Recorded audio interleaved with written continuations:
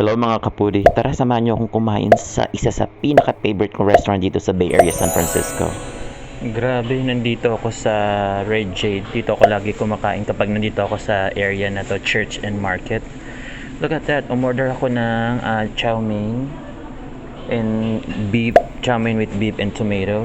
Look, ang laki ng portion, no? Grabe. Mag-isa lang akong kakain yan, ha? Grabe. Shocking ang portion. Ayan. Dito tayo sa Red Jade restaurant. Lagi akong kumakain dito. Napakatagal ng ilang, like 2 decades na.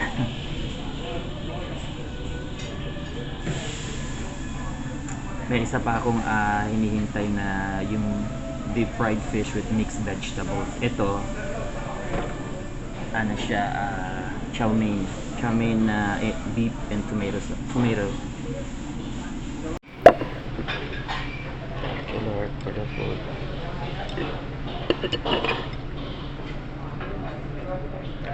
Init, kalalabas lang sa kitchen eh.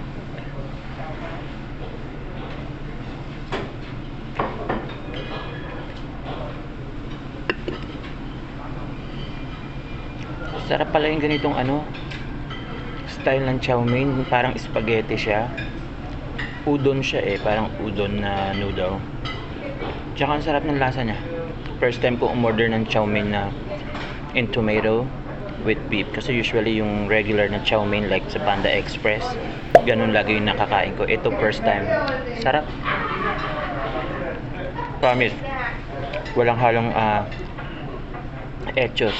Ang sarap ng lasa niya. Love it.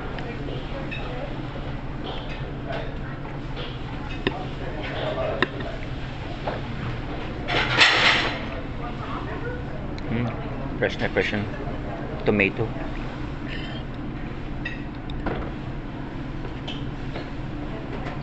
Lalaki pa ng beef.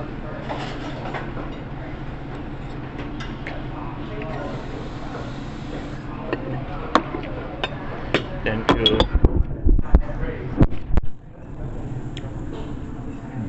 Ito yung isa, yung fish and mixed vegetables. Dumating na yung isang order ko.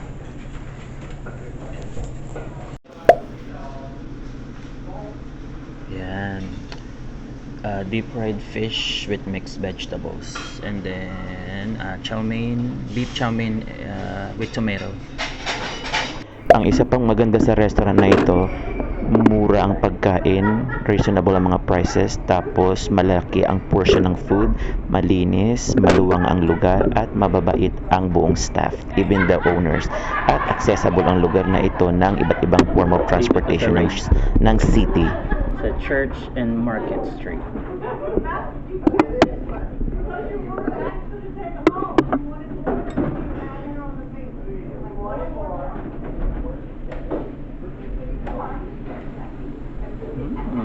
Sarap.